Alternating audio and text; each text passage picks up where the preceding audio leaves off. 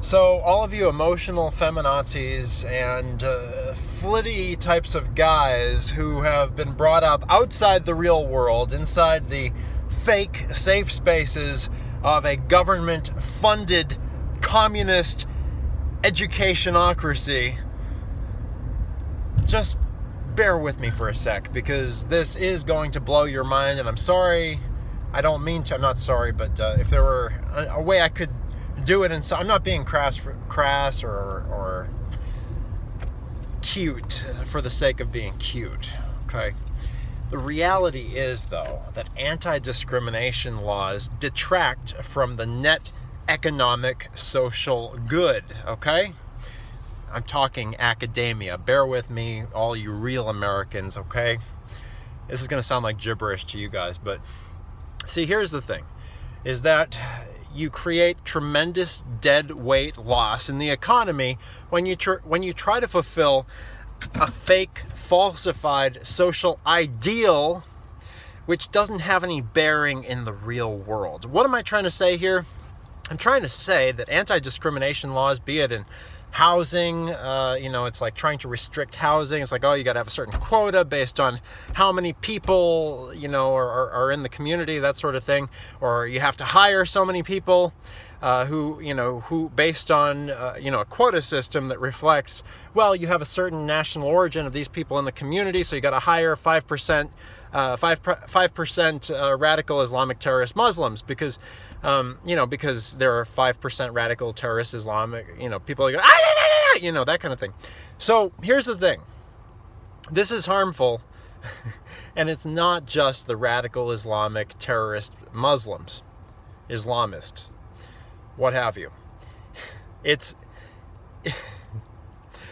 You create deadweight loss, in the economy when you tell corporations who they can hire and who they can't hire.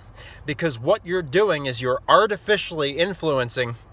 Look, I'm the very best at what I do in crafting the most magnificent work of art, the most magnificent musical screenplay and album that's ever been invented, at least in the last century, right?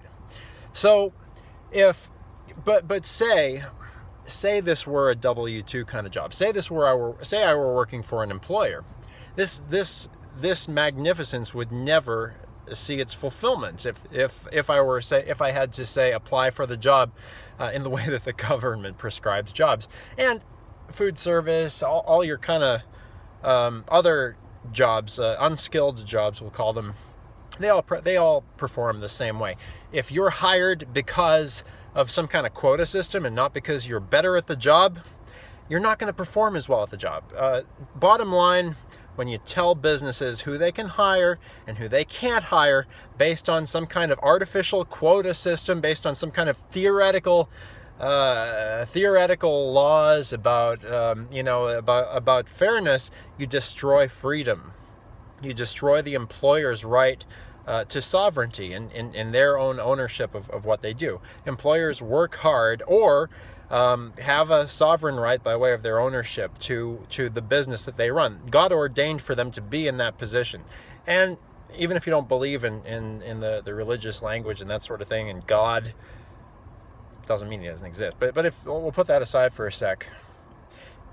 If you tell businesses, you got to hire this person, you got to hire this person, you're actually preventing them from hiring the very best talent, because they want the people who are going to make the most money for their company. They want the people who are going to perform the very best, who are going to attract the best client bases, who are going to perform the best, who are going to be able to add value to their corporation.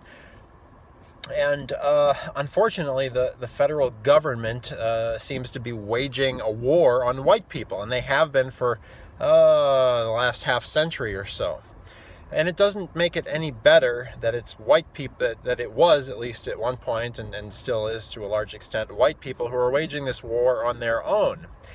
We recently saw at Amazon that Amazon discovered that at Whole Foods, they ran some numbers, and a leaked study showed that Amazon tries to achieve a certain diversity quotient in their Whole Foods stores. Why? Not because they believe in some kind of religious ideal of fairness and all the cultural appropriation and all the weird alphabet soup of LGBT mumbo jumbo from academia. They do this. Amazon, Whole Foods does this because they want to divide people. They know that if they hire people who have little in common, they're not going to unionize against Whole Foods. Now, I'm not a big union person. I think that unions also detract from net economic deadweight loss. So you have a circular problem here. You have more forced diversity, which leads to which is a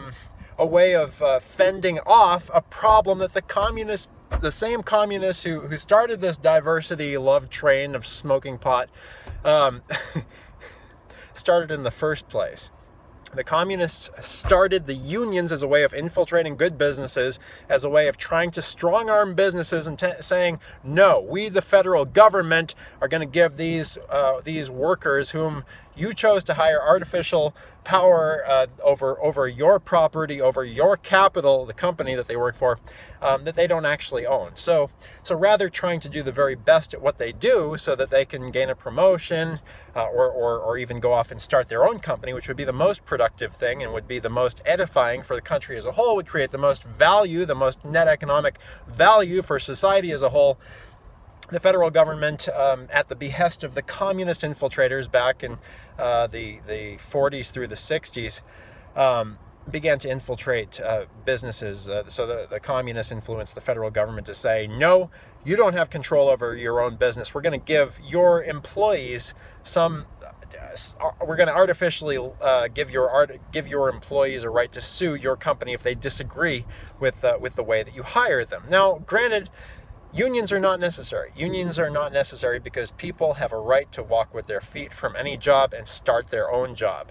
And, obviously this is, it's not easy, but neither was starting the job that you're working for. So if you don't like your job, you should leave it, okay? And that's it. You shouldn't start a union. But anyway, the federal government has created this artificial right for workers to unionize, to turn on their employers, to turn on the hand that feeds them and bite it with the backing of the federal government. It doesn't make sense. Now, all these years later, the only way that corporate can survive and keep paying these jobs is by playing the same artificial let's leverage the federal government game. How do they do that? By pushing the federal government to jump on the diversity train. That's right. Not because we care about the terrorists who rape our people. No. That's not why Jeff Bezos has jumped on the diversity train. Jeff Bezos is choo-choo woo riding the diversity train because it's the best way to divide and conquer his employees. So they don't unionize.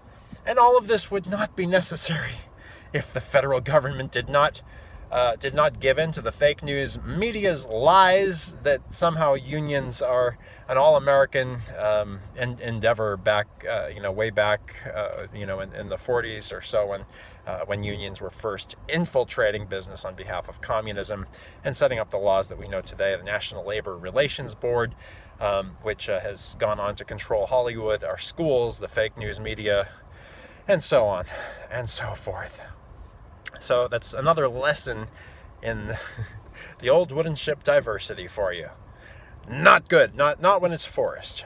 Just like the same way it doesn't make any sense to force dissimilar groups of people all together into the same... It really doesn't make sense when you think about it for just a second logically. It doesn't make sense to force dissimilar people into itsy-bitsy living spaces, namely Urbania. This is America's Man's Man, americasmansman.com.